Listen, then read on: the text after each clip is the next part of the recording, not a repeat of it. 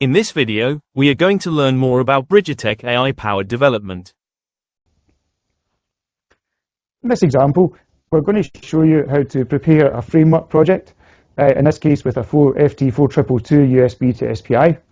We're going to show you some details and code examples that you can provide into the AI prompt, and we're going to ask AI to generate our code for a color picker, and then to further optimize and add a couple of features. And finally, we're going to take that code, paste it back into the framework, and then run it on the real hardware. This is the Microsoft Copilot platform, and when using AI to create EVE widgets, it's important to create a specific and detailed prompt to get the best results. Here we've indicated to the AI engine that it should behave like a software engineer when generating the response.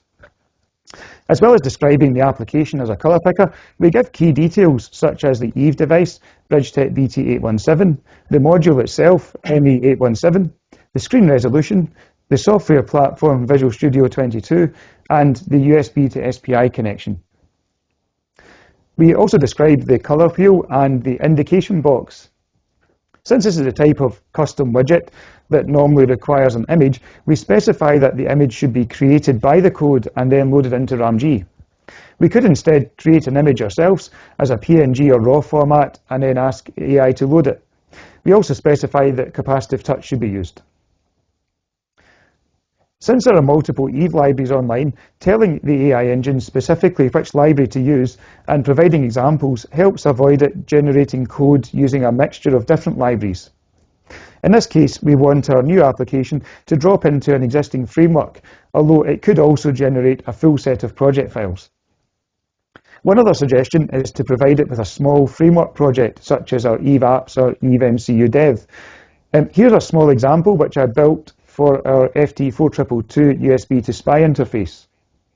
The demo generates a small UI with a gauge and a numerical readout, and once the calibration completes, you can see the gauge itself and the touch buttons to increment and decrement the gauge.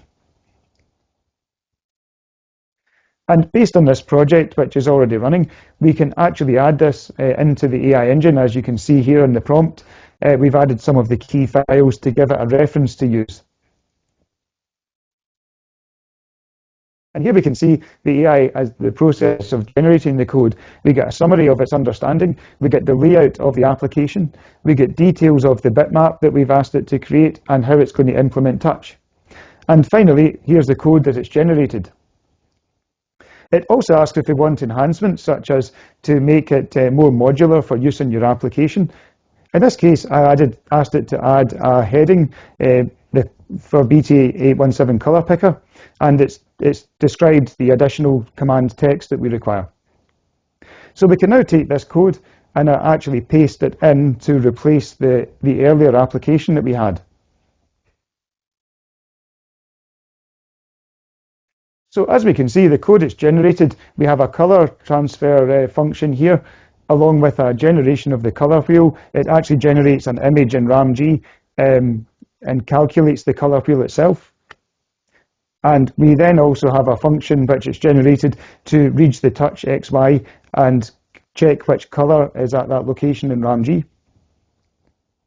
And then we have the main loop which we asked it to generate. So you can see in the main loop here, we call the function to generate the color wheel just once at the beginning. And then each time round the loop, we process the touch, and we then render all of the on-screen items, including the text command at the bottom there that we asked it to add. You'll notice a couple of commented items. It did make a couple of minor syntax errors from a different library, so I've corrected those here, but in general, if you highlight that to the AI engine, it will actually correct them based on the files that we've provided. And now we can basically click run, and we can just run this application over USB to SPI, and there's our color picker, which the AI has generated. It includes the heading that we've asked for, it includes a cursor to show us the selected color, and also the rectangle which is showing us the color that the user has chosen. So now we have that code, and we have it in a format that works with EVE MCU Dev library. We can then easily paste that code into any of the supported MCUs, or indeed, if you want to add another MCU platform, we can use it with that as well. Elevate your user experience with Bridgetek. It's easy with EVE.